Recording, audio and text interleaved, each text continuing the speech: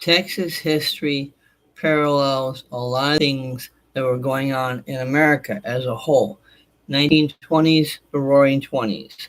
1930s, not so good. As companies grew, they did something that became very popular. They sold partial ownership into those companies. Why? One, way to raise revenue, and two, it definitely made their portfolio look really good.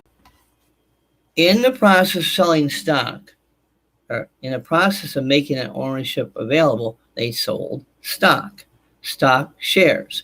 And that meant that the average person could take a piece of stock and say, hey, I'm part owner of this company. That was the idea, to get the public to take ownership in these big companies so that there would be a reciprocation of maybe purchasing products, maybe promoting those products. It was a win-win, as they say, for everybody.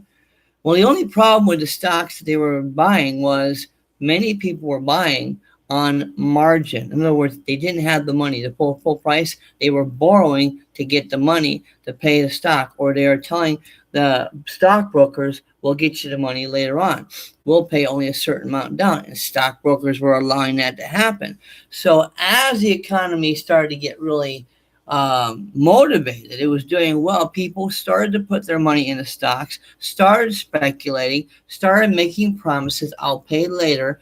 And that eventually built up so that the economy itself, though, was because of the fact that we were still up and down with the economy. You had rocky years with farms, you had not so rocky years, and not completely strong base for the economy. Manufacturing was still growing and trying to keep up with demand. That was a good thing, but at the same time, sometimes they overproduce. So when the two forces collided and you had too much production that forced companies to cut back, and you had farmers losing money, when that came to a head, stocks themselves were affected, and it affected in such a way that what used to be called a bank panic, where people would buy or sell out their stock immediately, just take their money and run, became even worse than that because of the fact it was so widespread. It was so much across all possible spectrums. Many different businesses were buying. It wasn't just one.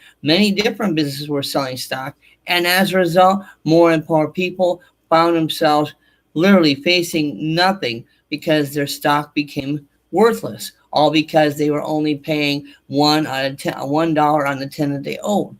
And so suddenly the stock value was gradually going down fast, which led eventually to what was called a stock market crash. 1929, October, Black Friday, stock market crashes and considered the official beginning of the Great Depression, which would last in the United States for at least a dozen years until the bombing of Pearl Harbor on December 7th, 1941.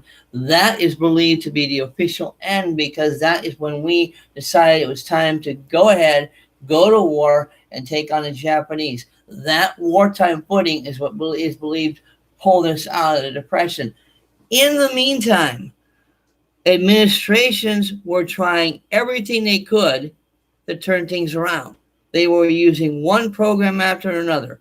Works Progress Administration, Works, CWP, CPA. I'm forgetting all the titles. Public Works Administration, all kinds of public sponsored job programs that brought people out to work and to build. It was designed to bring us out of the Depression. It really didn't do that. It kept the unemployment rate during the Great Depression was anywhere from 15 to 22%. And that stayed that way pretty much until December 7th, 1941, when the Japanese bombed Pearl Harbor. But this Great Depression would sack businesses, would sack wealth, and cause people to lose almost everything.